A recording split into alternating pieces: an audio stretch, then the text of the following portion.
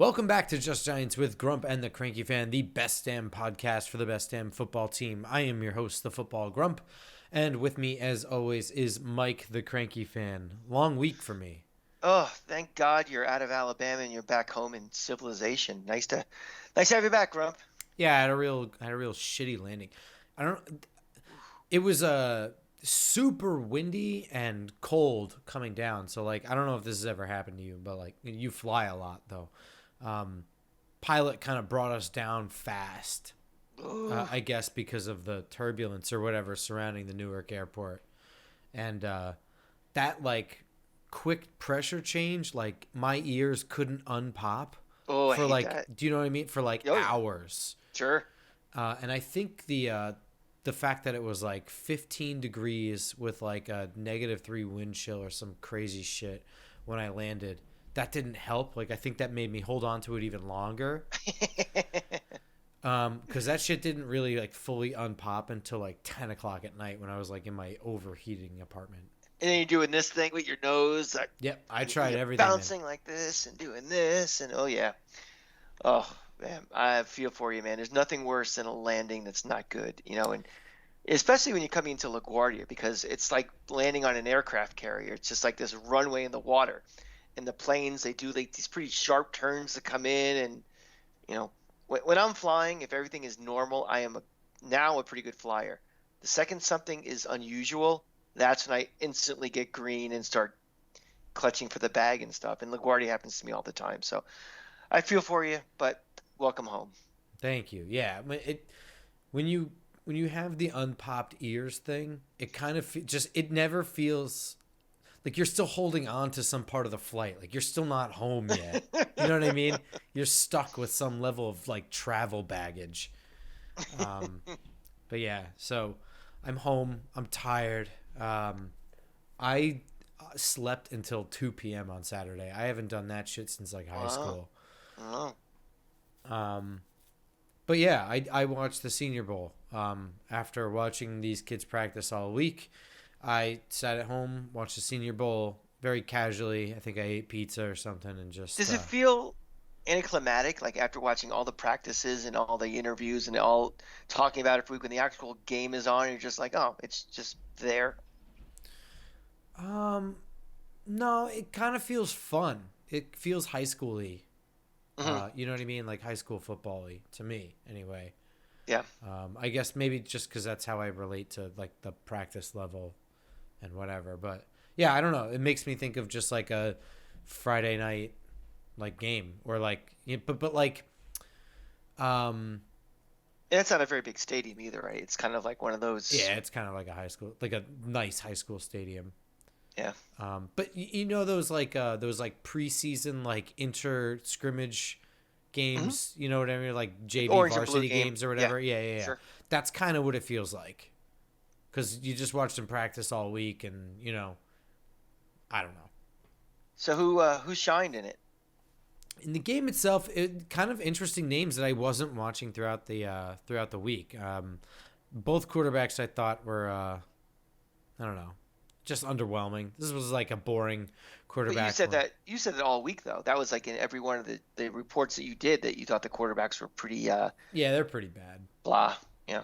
Um, as far as the game, I don't really remember. I think Eric Gray, the running back from Oklahoma, had a more outstanding game than I guess he shined in practice. Not that he was bad in practice. It's just like running back stuff is not always the easiest to see in practice.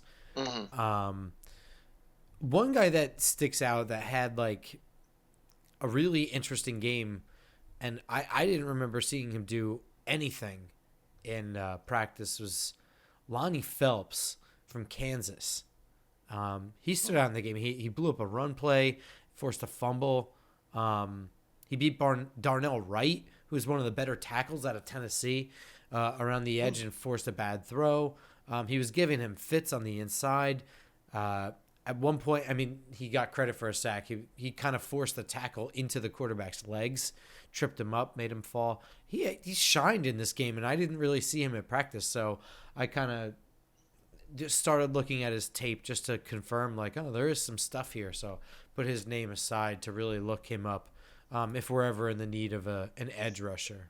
It's one of those intangible things like how they do in an actual game. You watch practice all week and you see, on one-on-one drills or whatever, but in a game, you can't replicate a game, no matter it's, you know, a playoff game or regular season or even an all-star game. It's competition, and that's something that you know eh, something you want to look for. They have that in their belly when the lights go on. Yeah, I think you're right. I think there is some level of that. Also, I mean, like he's in practice, like he was going up against like some good linemen. Like Hmm. most of the O linemen there were the people that shined. O linemen, wide receivers, corner. So I guess good news for Giants fans, right? Like all shit we need. Mm-hmm. Um, but yeah, like going up against Darnell Wright, like he was dominant here, like in practices blocking. Bergeron even was good. The guy from Syracuse, like I hadn't even heard of until I Hmm. came down here. So, the fact that he's shining in the game, that's noteworthy. So maybe he just needed that week of practice to kind of get his feet underneath him. Well, remember too, when you're talking about these practices, where how far removed from a lot of these guys' last game. Even if they played in a bowl game, in the prep for that, we're talking a month out. And let's say they didn't play in the bowl game, they're getting ready for this. It could be up to 2 months, so there's going to be a little bit of rust on these guys, even during their practices during the week. Oh, sure, yeah.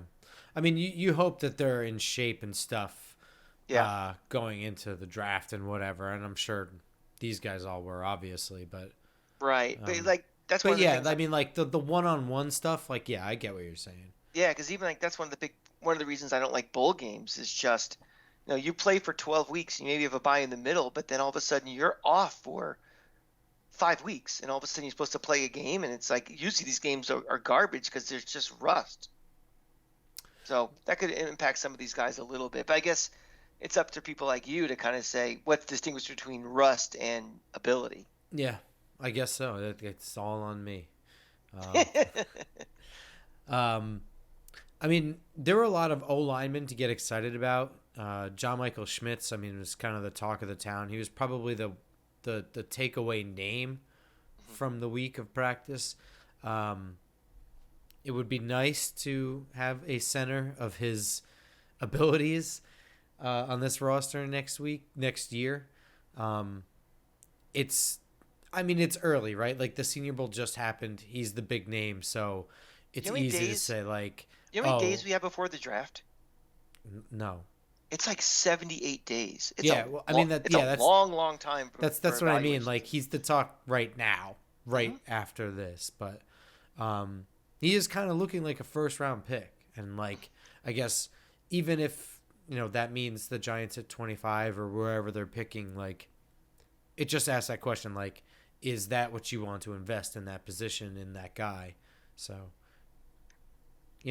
that's something to think about. Like, well, I Hmm. mean, let me ask you: how much do you value the center position, anchoring the line right in the middle? I think it depends on what else is on the line. I mean, I think if you have a guy like an Andrew Thomas who's the anchor of this line, and Evan Neal, we assume is going to get better. He had struggled in his rookie year, but I think both of us agree he's going to be solid. In the next year or two. I don't think it's as critical as if you have those bookends. If you had kind of some shakiness on either side, your guards are I think that the center is much more important. But I think the way this line is being built, I don't think it's as mission critical maybe as some other teams. Okay, so I mean, you're just kind of like it depends on what you're building around. Yeah. See, I kind of disagree. I think the most important thing is to have a pocket to step back into, and then Hmm. the next most important thing is having a pocket to step up in. If you Uh-huh. want to be able to throw the ball, you have to be able to step backwards. If you want to be able to throw the ball deep, you have to be able to step forwards. That's Hmm. just kind of the way. I mean, obviously, that is like the ABCs level of like Right. thinking about passing football, but I think it's important, right? Like, and I don't think it ever hurts. Like, oh, you already have a good left guard. Well, shit, you have a good left guard, a good left tackle, and a good center. Run left, man. Um, Oh, and if I'm not no, no, no, saying it's meaningless, but yeah. no, but I'm just saying from my point of view, like when you have the skeletal bones of an offensive line are either a left tackle and a center or a left tackle and a right tackle.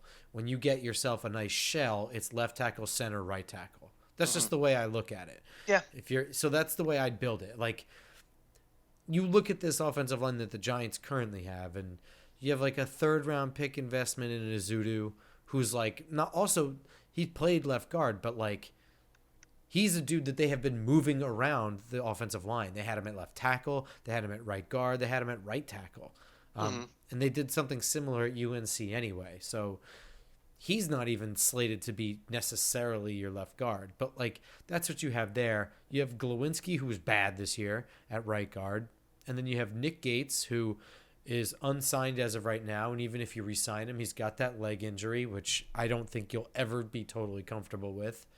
Hmm. Um, and you have Ben Bredesen, who was solid. Um, I don't think it ever hurts. Like No. that group of guys, like nobody is just like fuck yes. Like that guy is that third anchor in that offensive line. Like none of them are, right? Right. So Right. like I'm not saying that this guy is that guy, but if that guy's around, I'd consider spending a late first round pick. Um, Obviously, anytime you say something like that, it's just like it depends on what else is there. Yes, of course, Hmm. obviously. Right. Right. Speaking But in generalities here, but it goes into the conversation where maybe it didn't before. yeah, yeah. I think that like with this team, if you want to start building that shell, like that's kind of the way to do it, right? Hmm. And also like you get a like when you get a good center, like a center who can block, right? And like knows how to snap the ball, knows the play count really well, whatever, right? Like that's good for your line.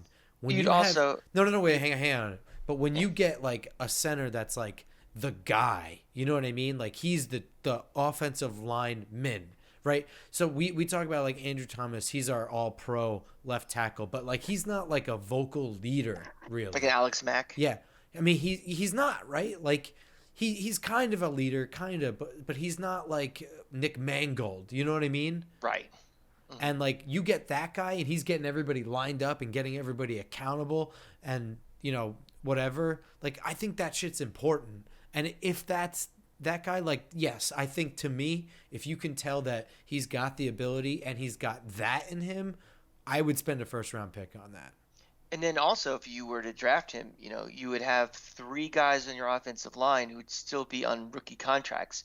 Obviously different stages. Like Andrew Thomas, we have to think about an extension in now, but you know that's three important guys that are not taking up huge amounts of your cap, and they're staggered too. So because if you want to go in the open market to get a good center, it's going to be expensive. Yeah, no, you're absolutely right, and we're gonna have to think about other contracts as well. Dexter Lawrence, and in the immediate future, Daniel Jones, Saquon Barkley. We'll get to that stuff in a minute. Let's Hmm. just I don't know. They're I think they're gonna address the offensive line at some point. That might be like a middle round guy as well. Like they might go guard in that circumstance. I don't know that they're fully set at guard. They're certainly not set at right guard. I know Joe Shane said at like a press conference where he was praising literally every single draft pick he made. Um, he said that Marcus McKeithen was having a great camp for us, and I think his camp was only like a couple weeks before he tore his ACL. So I don't really know that that means a single thing in the universe. No. So um, I don't really, I'm not solidified on that right guard position, unless you want to move Ben Bredesen there, and in which case, I'd need somebody else at left guard or You need something. someone in left guard, which I think is Yeah, and even so, like I think Ben Bredesen's good, but like if you're really trying to improve shit, then like improve. Let Ben Bredesen be that first guy off the bench. That's hmm pretty damn good, and build because some depth. Yeah. yeah, you're gonna need that. Like Hmm. no offensive line is gonna play all 17 games. Exactly. Um, so And yeah, also, you may want to give someone a guy a blow for a play or two. You want to have competent guys behind you. Yeah, but I mean, like even just bullshit, like just twisted ankle, stuff like that. Like let somebody else finish out a game. Yeah, yeah. Um, yeah, and like so guys like Cody Mock, they're the real deal. That kid, the North Dakota State kid, Hmm. he really is as good as his flash plays. He does have things to work on. Obviously, he's not the greatest offensive lineman to ever existed, but he is very very good. But like there were some other guys that I hadn't really had on my radar, like Tyler Steen from Alabama. I think he played tackle there, but was playing inside at guard. Hmm. Um, I mean, I don't know. But just a school like Bama, though, I mean, they stockpile so much talent. Yeah, It's I mean, just they can move someone over to guard, and he'll be playing probably at an all SEC level, out of position. But they just have such natural talent. These guys they get. oh yeah, yeah, and also it's like might even be playing out of position just so you get off the bench, right? And Right, then you have like a exactly. 5-star recruit sitting on the bench till his junior year. Right. Um, And something that's actually a trait that I look for is someone that's like, when you come to Alabama, you think you're king shit. You're probably a 4 or 5 star guy. You've had your ass kissed, and you come to Bama, and that's the first time you're gonna have real competition in your life. And these guys who willingly, voluntarily change positions, just because they want to get on the field and they know that's their best path to win and to get to the NFL, that that impresses me. That's a character trait I'm looking for. that is Tay Crowder actually at Hmm. Georgia. Yep. And for what it's worth, effort guy for sure. Yeah.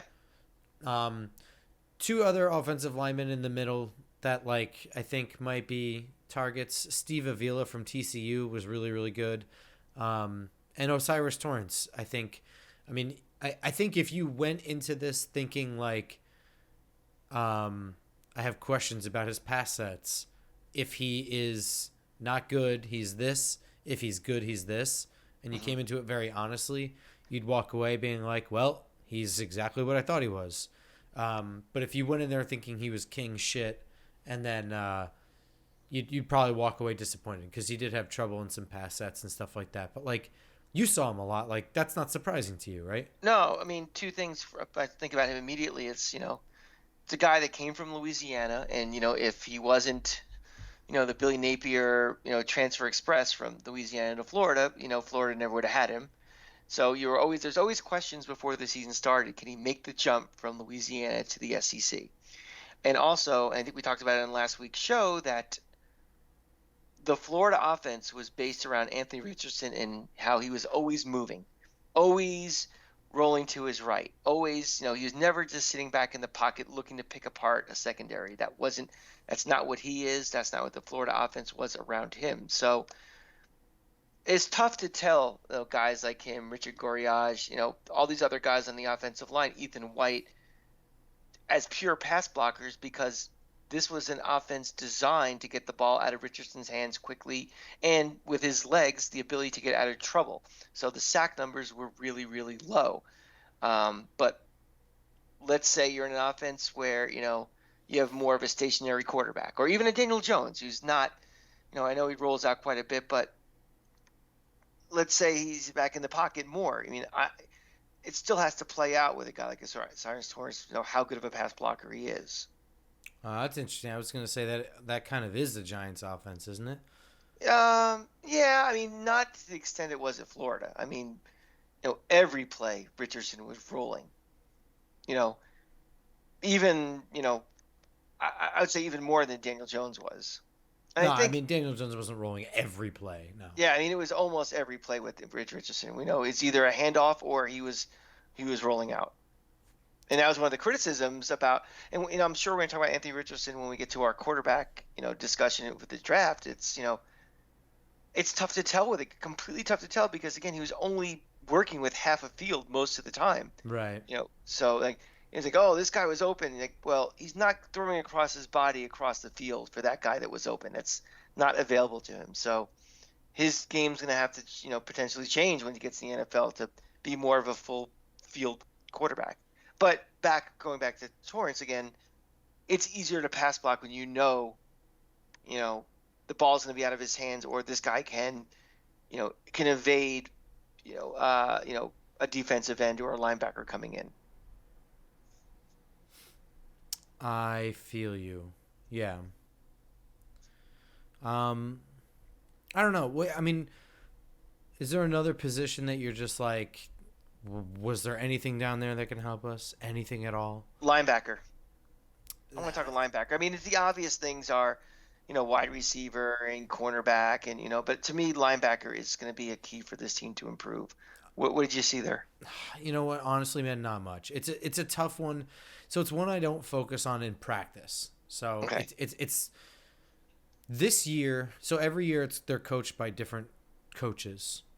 So the practices are not identical, and the way they're run are not the same from practice to practice and whatever. So, but what is unique about linebacker things is that like they're just the drills do not really showcase their ability in the same way that like one-on-ones do with wide receiver corner. You know what I Hmm. mean? Hmm. It just doesn't work that way. Right. And like all the coverage drills, they're just unfair. So it's tough to do that, but there was thankfully a lot of team portion things, which is just straight up 11 on 11. You know what I mean? That's football. Right. Um, so the first day, Cam Jones from Indiana was the big winner. I think he had like 2 interceptions or something like that. Mm. Um, you know, that's the only thing that would like stat wise, it was like jump out. Right. Um, the kid Dennis from Pitt, I think, had some good moments. Overshown from Texas was like the guy I really wanted to see. He showed some good instincts at time. Um, the name I think a lot of people wanted to know was Ivan Pace from Cincinnati because he moves around really well and he moves around really fast. And he triggers really well, but he is short, man. Like at Oh. linebacker, being 5'10" is like Hmm. very, very short. Like he kind of looks like Earl Thomas running around, Okay. but like playing in the box only. You know Oh, what I mean? yeah. So like the big thing with him is, and like he didn't show it, is like, is he ever going to be able to shed blockers? Like if a lineman is pulling in the run game and gets in his way, is there any hope of him overpowering that?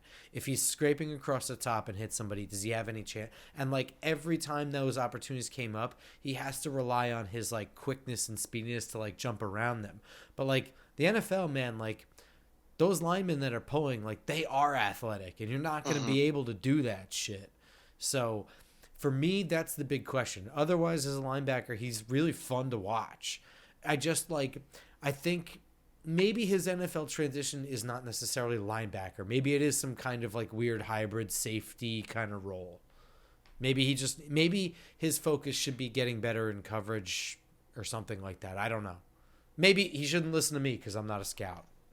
I see a lot in college, a lot of these 4-2-5 defenses. Yeah. That might be something that might be transitioning some in the NFL somewhere. It sounds like that might be the type of defense that if he's going to be successful, he could play in. Oh yeah. I mean, well, that would just be kind of like nickel coverage, right? Yeah.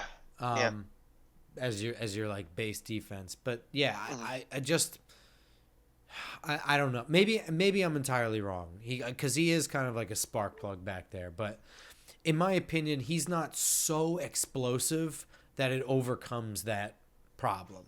Do you know what I mean? Where are they projecting him to be? Like, I have like no a, a, idea. a second day guy, or Oh yeah, I don't think he's not a day one guy. I meant as opposed to a day three guy, or even an undrafted free agent. No, I think he's thought of as probably like those mid round sweet spots, like 3 at the highest, but probably more 4 or 5. Hmm. And that probably is fine, but like if that's, I just wouldn't, no matter where he's picked or whatever, I wouldn't count on him being like a linebacker that's going to succeed. You know, like he's just going to have that problem. Yeah. And if I'm drafting, I'm kind of one guys who are likely to Yeah, I succeed. don't want to fucking That's just me. whiff on that. I No. was No. interested in checking out the guy from Jackson State just because he was from Jackson State.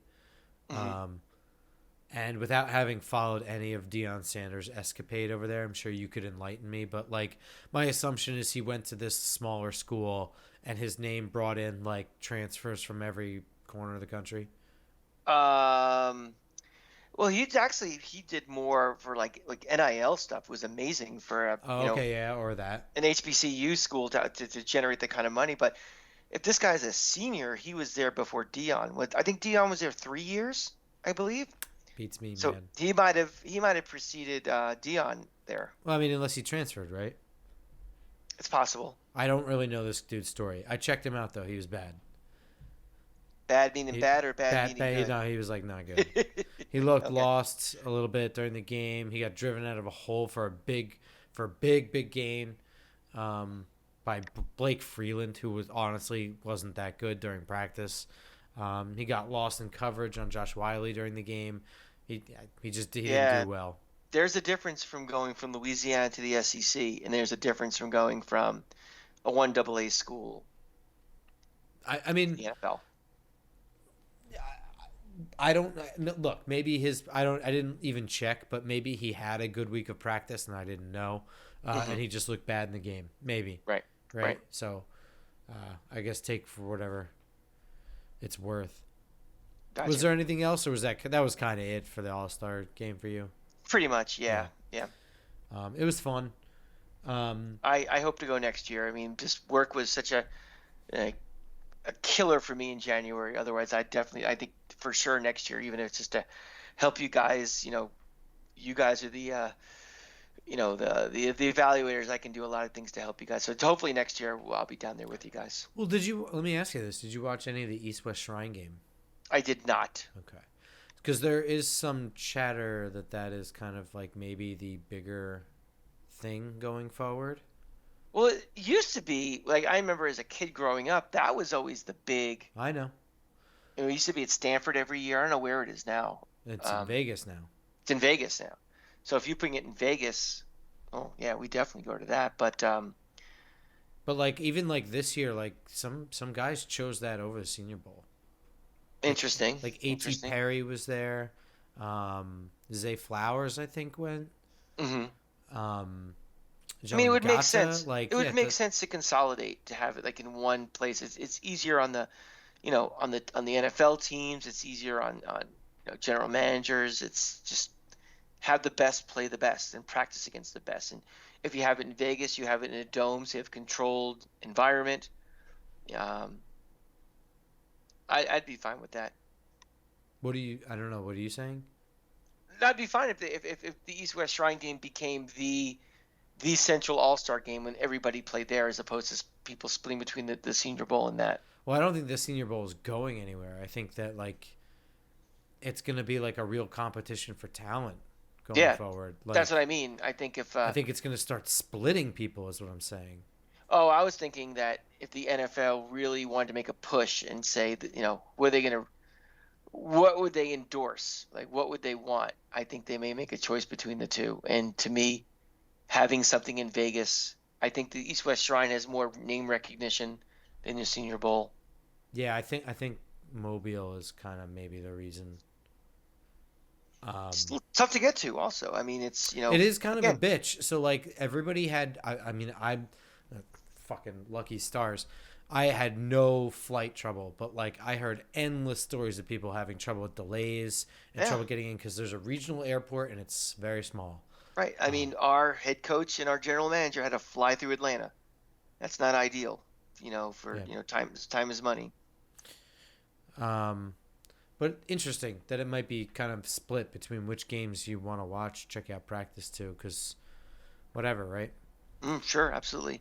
Um, Well, it's so interesting too because like the players don't get paid to go there or anything, right? It's not like an appearance fee. It's just I have no idea. whatever one they want to go to, I guess. And maybe just if they're, I'm assuming that, from the South and the East are going, and the Midwest are going to Mobile, and, more Western based guys are going to Vegas. No, It's not like that. no. I just listed off like three guys from the East. I Joey mean, Gata was from Clemson. A.T. Perry is I didn't say it was, I said, Wake the majority are. Forest. Yeah. And Zay Flowers is Boston College. Yeah.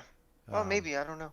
yeah, Maybe those guys in the East want to go out west to Vegas. Maybe some of these guys never been to Vegas before. I I mean, think it's a I draw. don't it might be the coaching that they're receiving. I don't know. That's true too. Yeah. Um, Yeah, I don't know. It'd be interesting. Uh, I would go to Vegas. Check out football talent among other talent. I guess. My talent in blackjack would be very impressive. That's probably a day two pick, my blackjack skills, but Not exactly the talent I had in mind, but um, so I guess the only talk that's been going on since I've been doing all that stuff has just been Daniel Jones, Saquon Barkley contracts, and I don't really have a strong opinion. So this is kind of just going to close out the show in like a really. well, I think the bigger story right now is the coordinators. What's the story? Oh You know, yeah, is well I mean we can talk about the coaches. Yeah, yeah, that that's just scared me shitless just a little bit. Yeah.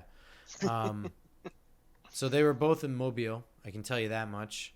mhm, Wink was more on the field with guys. Kafka, we didn't see it all um, at the stadium, but it's a big place, really, mhm. truly, honestly. Dable, I saw only briefly at the stadium, um, and we saw Joe Shane there on the field, and so they were all at least there. Right now, Mike Kafka is a finalist for the Arizona job with Lou Anarumo from Cincinnati and somebody else who's a defensive guy. I can't remember. And Wink Martindale is a finalist with the Colts among, I think, a bunch of names. Mhm. Um, A, who are you worried about? B, who do you think is the realistic one to go, if any? Give me your questions, comments, and concerns. Well, I am more concerned about Wink Martindale leaving. I think he's a special coordinator, and I think, you know, if he leaves, it may. I think it's going to cause more change if he's gone than if Kafka leaves. I think Kafka, to me, he's still running Dable's offense. So I think if he leaves, I think you can. It's easier to replace with as much continuality as possible. If Wink goes, and who knows what defensive coordinator comes in here, it's going to be a different defense. Um, and the other thing with Kafka, I mean, again with Daniel Jones, it'd be yet another offensive coordinator and another, guy, terminology and things. But the Giant offense was okay this year. I mean, it wasn't mind-boggling or explosive or the greatest show on turf or anything. So yes, it's we saw Daniel Jones mature this year, cutting down on turnovers, be more assertive. We saw Saquon Barkley doing things, back to full health and showing explosiveness and everything. But again, without those wide receivers that we need, the skill position guys like that, having just Daniel Bellinger, tight end, this offense, we haven't seen what the full capabilities of it could be with better personnel. So I'm kind of thinking, combining that and the fact that it really is Dable's offense. I'm okay if Kafka leaves. I also have a sneaky suspicion he's the one who's going to go first. Um, I just think that this league there's a little trend of just getting younger guys and getting them in, whether they're ready or not. Um, and Wink just feels like to me he's a coordinator, and he might always be a coordinator. I don't know. So I'm more worried if Wink leaves, but I have a feeling that Caps is going first. Do you think it's happening this year? I do not think it's this year. I think Kafka will be here one more year. I think he's gone after this year. Especially, you know, all things equal. If, Daniel Jones is back and Saquon is back, we get a wide receiver in the draft. And, we another year of everybody being together. I think this offense will continue to show improvements. I think it'll make them more and more marketable. And also, the Giants next year are going to be on prime time a lot more. I mean, because they're the Giants. They were on Sunday at 1 o'clock a lot this year, but now with a little taste of success, being on prime time means more visibility, more name recognition. You're going to have a lot of shots of Wink and Kafka, with the cameras on him and stuff. And I think that builds name recognition. I think that helps them in their search also. That's an interesting. You're 100% right. I I don't know if anyone else thought of that. I mean, think of some of the guys around the league who are like, like Rob Ryan, for example. That guy was a household name. He was just a coordinator. Okay, he was what's Rex's brother, and he had funny hair, but he got as much airtime, you know, than half these head coaches did. And again, I think the Giants are going to be one of those 4 or 5 teams that are going to be on a lot on Sunday night and Monday night and Thursday night, and it's going to become storylines. So, and there's owners out there that sometimes hire just to create a buzz. And if this Giant offense takes off next year, they're going to be in demand. I think so. I agree with you. I think Kafka is going to be the one to go first, and I am more worried about Wink. I am legitimately worried about Wink though. Like I know he's a defensive guy, and that's not really what coaches are looking for, and especially like he's in the running for the Indy job, where it's just like, what the hell is the quarterback? And how do you pair the defensive guy with a quarterback hole? Like, how do you not get the offensive mind for that? Right? Like, that's kind of where I land with that. That's where it doesn't line up with me. But, like, on the other side, like, Wink, personality-wise, I think is basically Jim Irsay. And I'm, like, not entirely sure the two of them have been spotted in the same room at the same time. I also I'm very wary of crazy owners too. Yeah, and he's nuts. Yeah, he's certifiably nuts. So not having a quarterback to me might be secondary to like is all of a sudden, is there a call from the owner's box saying bench this quarterback? I don't want him playing anymore. I mean that's a possibility with that crazy team. I wonder, right?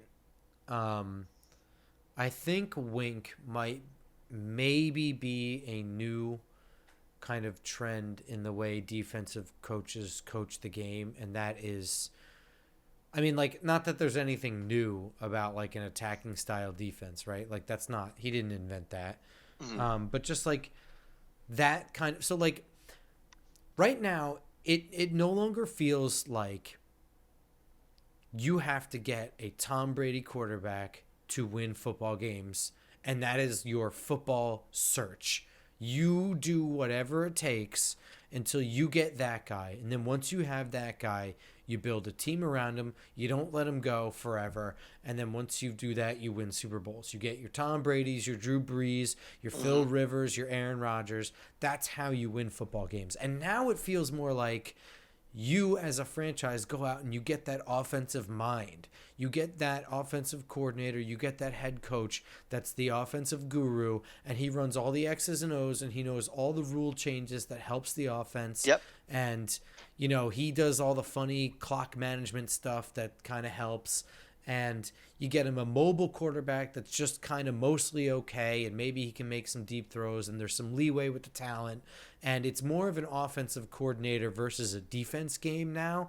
And I think the reaction to that might be a string of attacking defenses, because right now it feels like you line up and that offensive coordinator has like 60 solutions based on formation and using motion and stuff like that. Defense feels reactive right now. Yeah, it feels so on its heels just from the get-go, just from like a schematic standpoint. And I think the response to that is bringing something to the table that forces the offense to have to react to what you're doing. And if we lose that, I think that the drop-off from year 1 to year 2, even with talent increases, is going to be huge. And not for nothing, I think it just puts you back in that behind the 8 ball, right? Because that puts so much more pressure on the offense to be scoring 50-point games instead of aiming for that 30-point goalpost that we're kind of aiming for now. There's a really long-winded explanation. I'm sorry about that, but I arrived at my point. It makes 100% sense. I mean, again, this offense next year is not going to all of a sudden become a team that's going to score, 40 points a game.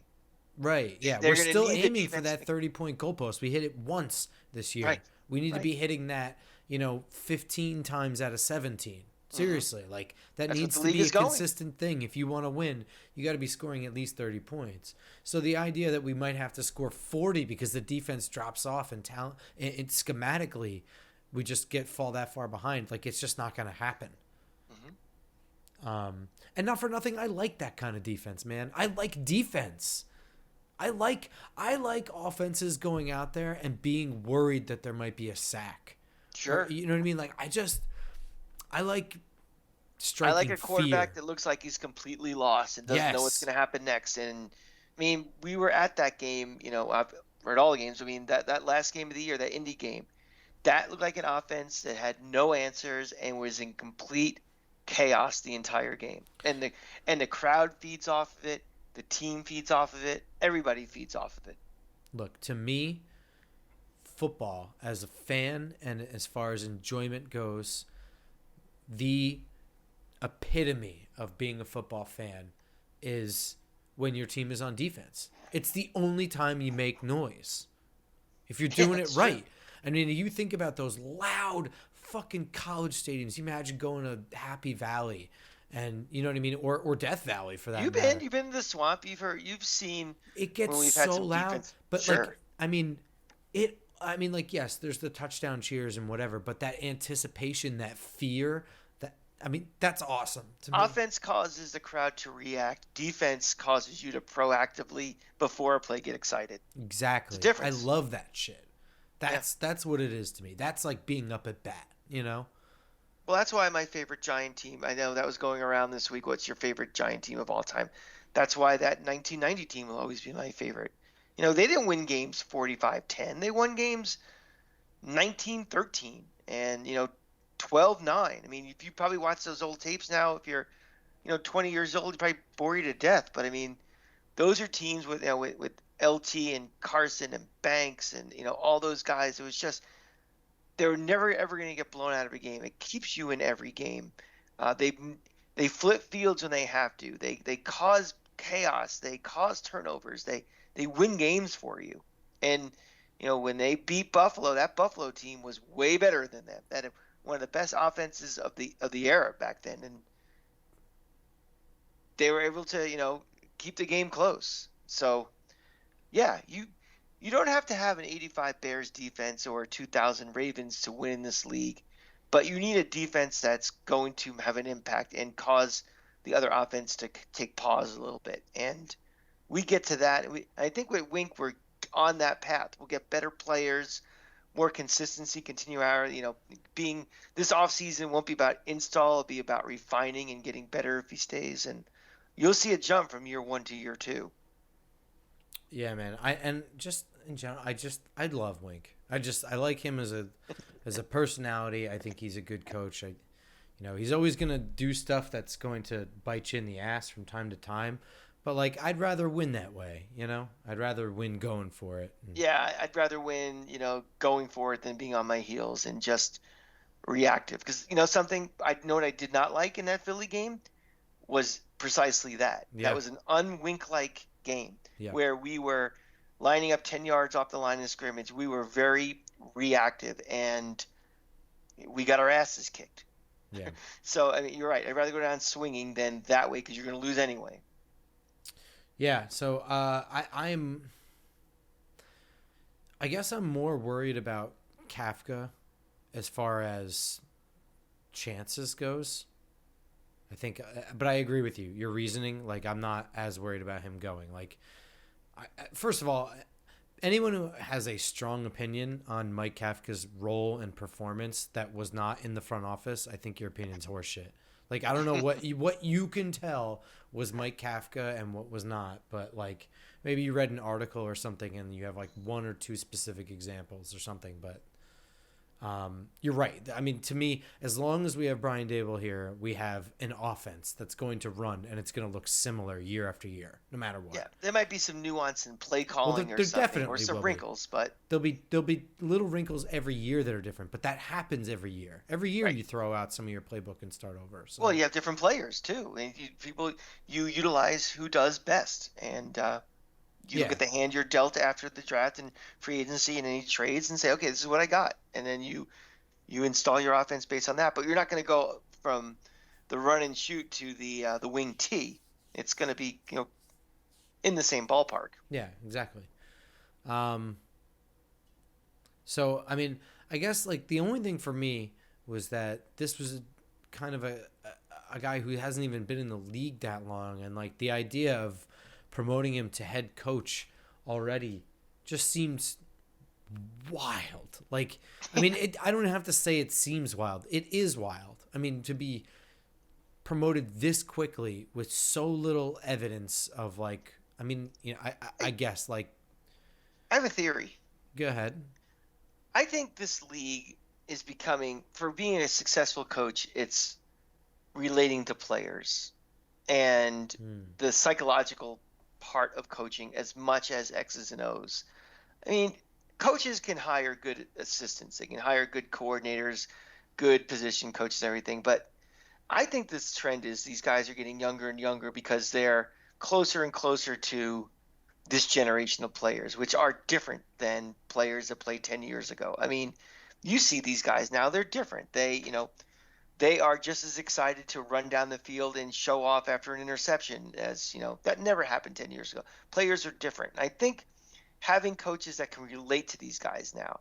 I mean, can you imagine if, a Giant had an interception and he did that running to the end zone thing, what Tom Coughlin would do? Oh, man. He'd blow a gasket. Yeah, no, that wouldn't fly. You're right. Exactly. So I think you're going to see these coaches skew younger and younger. If they got that certain that personality, and again, it's a small fraternity, the NFL. Everybody knows everybody. They know what their personalities are. And if you got a guy that just kind of, when he walks in a room, people pay attention. They see what flows out of him. And I think that's something with, why guys like a Kafka might be short on experience, but long on it. And thes guys get jobs. Just a theory I have. All right. So I got two reactions to that. One is brilliant. I think you might be onto something there. And I think that that's really funny and interesting because if you go back that, like, you brought up Tom Coughlin, and that sort of is like a changing the guard moment was that 2015 season. He really was not militant at all with Odell Beckham. I mean, the idea that a player would be running around spearing other players and he wasn't pulling them off the field is something that just a year prior I would have never, ever, ever expected to happen. And you are kind of seeing that though, right? Like the Sean McVays of the world, and like even like those like pictures of Brian Dable dancing with the Giants, like those all Sirianni with Philly acting like an asshole, but even Joe Judge sliding down on the fucking slip and slide in the mud or whatever with the play. You know what I'm talking about? Yeah, sure. Yeah. All that stuff. Yeah, I think I agree with you. On the flip side, have you seen anything about Mike Kafka that looks like he is down with players? Well, that's the thing. I don't know. I don't know either. We're not in the building. I don't know. Who knows? He just may have that something that. Yeah, I mean, you could be right. Yeah. I am on board with your point, though. I think I get that. Maybe. I don't know. Me personally. But remember, too, you have to be able to identify that and we're also talking about Indianapolis. No, we're Kafka. Well, yeah, but we're also talking about Kafka going to Arizona. And another one that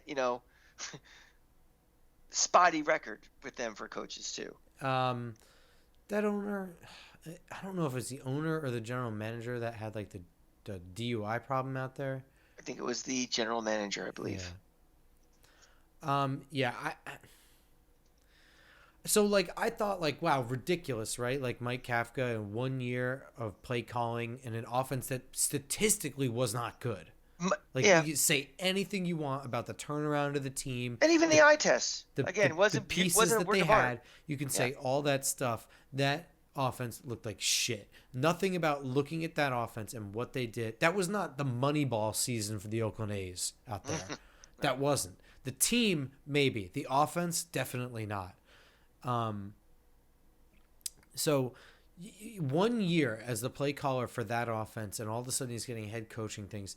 But, like, it's not all that insane when you consider that Nick Sirianni was made a head coach after just 2 years of being an offensive coordinator under Frank Reich. It's just, yes, it's insane, but it's not all that far off of what Philly just did and brought themselves to a Super Bowl. I mean, we can argue over who gets more credit, the GM or him, but doesn't matter. He is coaching in a Super Bowl, period. Right. Interesting thought. Yeah. That's going Any, to kind of do it for this episode. any quick Super Bowl thoughts Yeah, before we go? my Super Bowl thought is I'm unfortunately going to watch it. Let's go Chiefs, right? I mean, without question. It's one of those things where I have to root for a team that does the Seminole chop over, Philly. So it's a rock and a hard place, but it's really it's no debate. I hate that city of Philadelphia. It's disgusting. The people are disgusting people. The team, I mean, and this team now has this personality of everything I can't stand in an NFL team. So there's no way I can ever root for Philly. Having said that, I just have a very bad feeling they're going to beat the shit out of Kansas City. I really do. They just feel like they have it. And I think they win by double digits, unfortunately. I don't really. I hope I'm wrong. I didn't even really look into, like, I don't know, any of it. We'll see. Maybe. Yeah, could be. That pass rush is for real. Mm. And, Mahomes is a magic man, but is he going to be 100% healthy? Is he going to be 90% healthy? Well, that's the shit of it, right? Is like, that was kind of their cakewalk playoffs. Is like us legitimately not a Super Bowl contender at all. Then they go right over and hurt the starting quarterback for the other team, who's already a backup to begin with. And then they go and they play the hurt quarterback from the other conference. Like, that's really your... Yeah. Hang your banner, guys. Yeah, well, they also earn the right to play the Giants and everything by having It's not a fucking asterisk. I'm just saying, like, it is... If you were to be proud of all the trophies in your life, that sure as shit ain't coming to mind first. Yeah, I mean, you only play who you play. I get it. Yeah. I don't know. Fuck Philadelphia. We'll see you guys next week. iTunes, SoundCloud, Spotify, Google Play, YouTube. Yeah, thanks to all the new subscribers on YouTube. I mean, Grump doing yeoman's work the last couple of weeks with the Senior Bowl coverage and stuff. We've got a bunch of new people, so thank you for following us over from his coverage on Talking Giants. So we're just about at 400 subscribers on YouTube. That's pretty fantastic. So thank you to everybody, and let's get these numbers up. Tell your friends. If you you sit next to somebody at a Giant game and you're like, I heard these two goofballs, they're not too stupid. Subscribe, hit that subscribe button on YouTube or whatever you podcast you listen to, and we really appreciate it. Yeah, man. I do appreciate all the new follows, all the interactions on Twitter I've had. Twitter handles are at the bottom of the screen. Hit me up. I'm always open to talk football and stuff. So that is definitely the forum to do it.